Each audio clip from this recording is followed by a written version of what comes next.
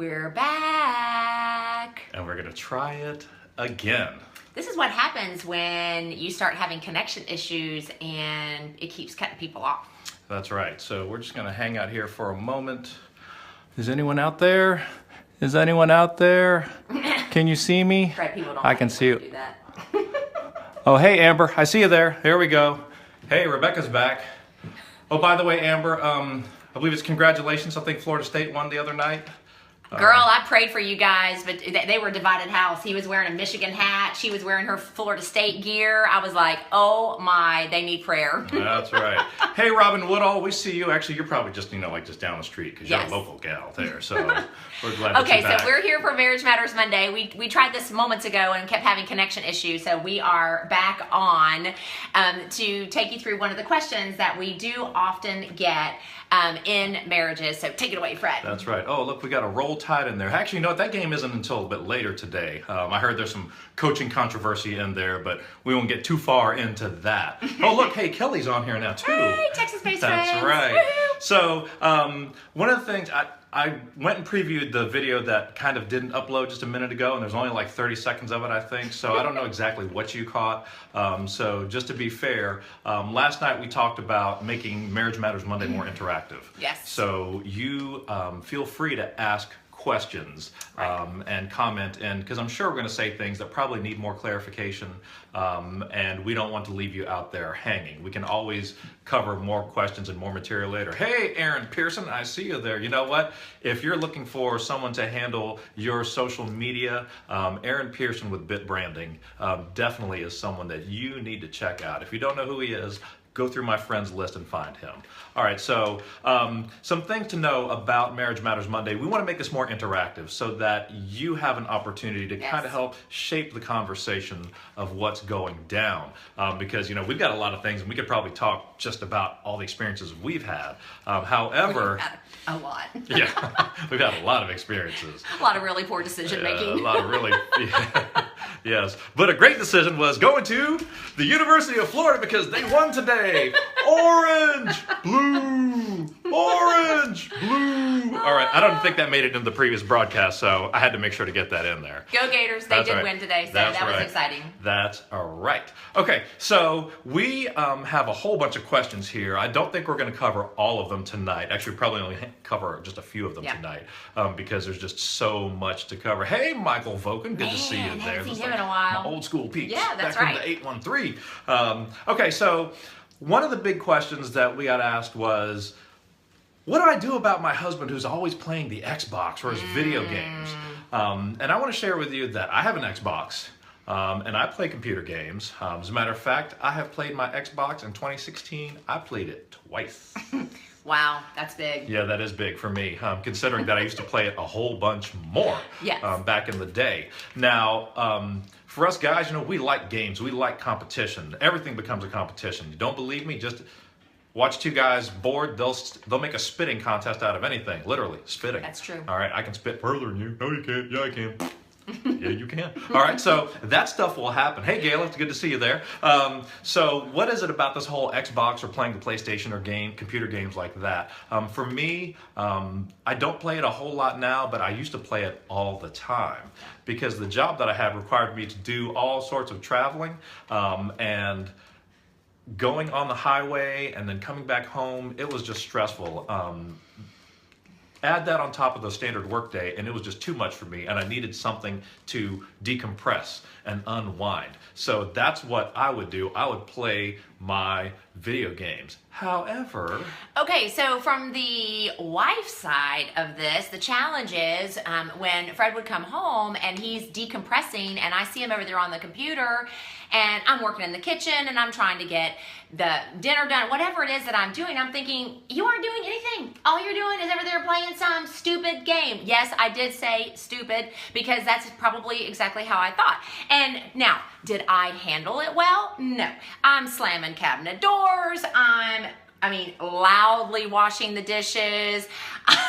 Gayla, I was not online shopping, but I bet you would like to. I love it.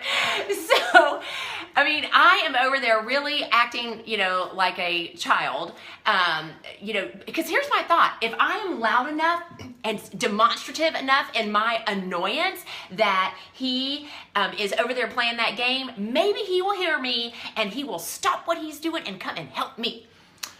Yeah, I'm aware of that, and it's kind of annoying, so I'll, turn up the volume on the game so that I don't quite hear all that stuff that doesn't go on with my game. That just makes me more mad. Or put on my headphones.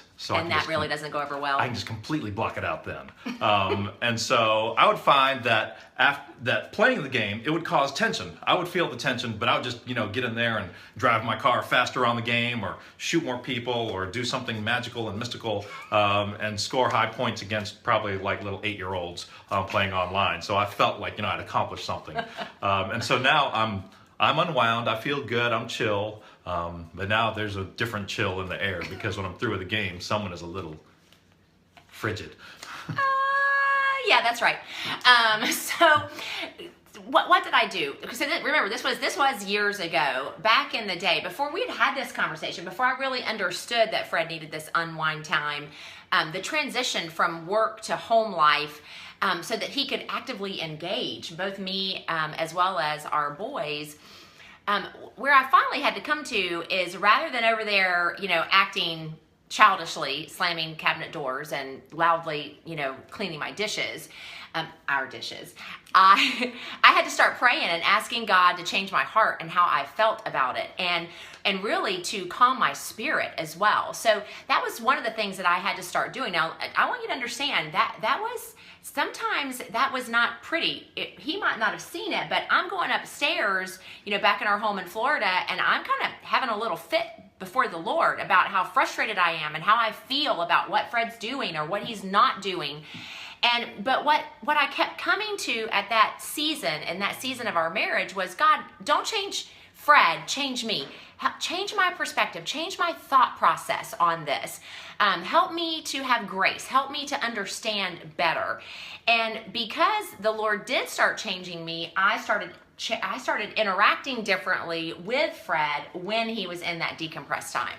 And so what I began to realize was that, well, actually, it wasn't even a conscious thing. I no longer felt that Elizabeth was nagging me, and and that's definitely a plus in my mind. But I didn't think, "Ooh, thank goodness she doesn't nag me." That never came to mind. What actually happened was we were over at a friend's house having dinner, and that conversation came up, not posed to Elizabeth and I, but let's just say that over the dinner conversation, I'm not going to say it's the husband or the wife, but someone said something about video games, and then there was a little bit of a discussion. That awkward moment. You ever go out to dinner with somebody and then the other couple has like a fight, and you're like,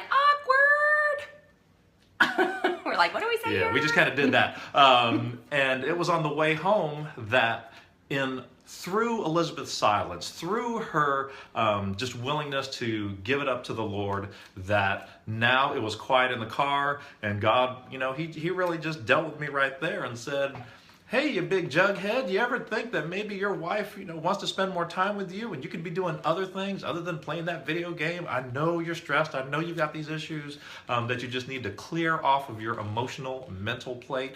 But your wife is there, and your kid, I don't know if we had 1 or 2 at that point. I don't even remember.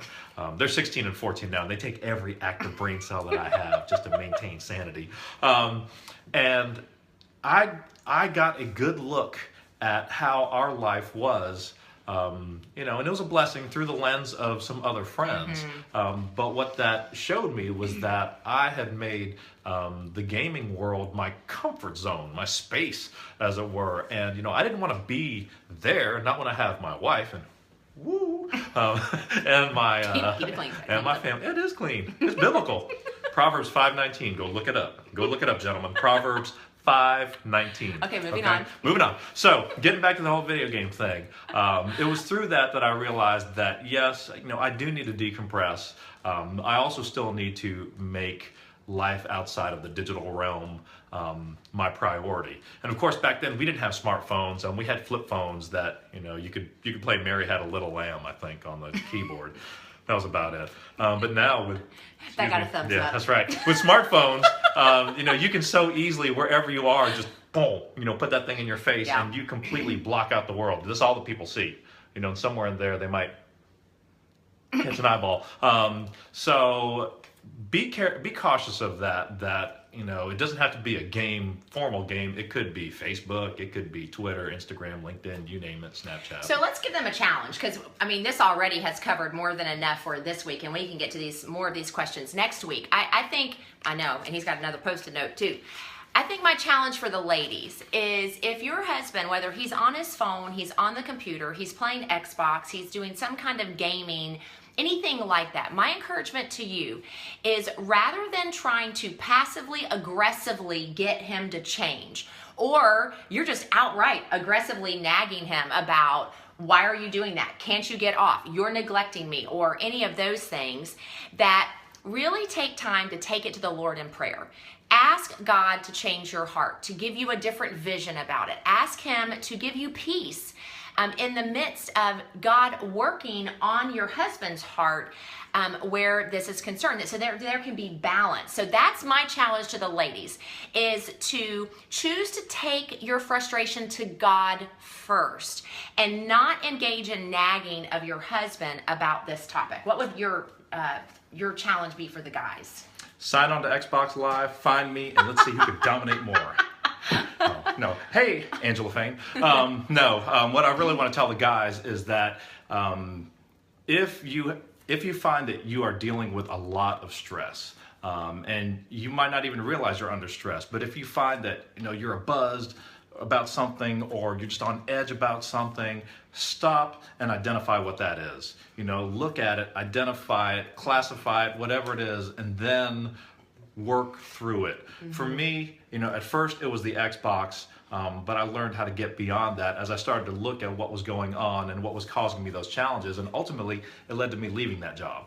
So that's true. Because the biggest stress for me was that I was sitting in traffic for 2 to 3 hours a day, and I was separated from my family. But the way I coped with that was I went home and separated myself from my family. Hey, Matt Fane, I see you there. So what you want to do, gentlemen, is look at what causes stress in your life.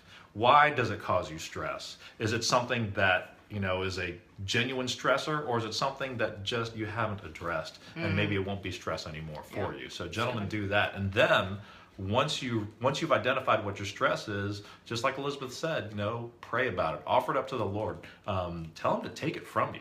And it might be that you just find that it no longer stresses you. You might find that He's saying, move on from that. Either you leave the stress, or He'll take the stress from you, or you just leave the stress behind. It could be one or the other. So that's your Marriage Matters Monday. Yes. Please be sure to comment, send Elizabeth or myself your personal messages. Now notice, I've got this list here of questions, but no names attached. So That's right. I won't be saying stuff, like, oh, well, I see that Brandy, who just tuned in, hey, Brandy, I see that Brandy has a question about such and such. No, we won't do it that way. We just want to address your questions and concerns about marriage. How did we deal with it? What does the Bible say about it? And let you know that you are not alone. So with that, thank you for tuning in. Yes, have a great week. And we will see you next week for Marriage Matters Monday.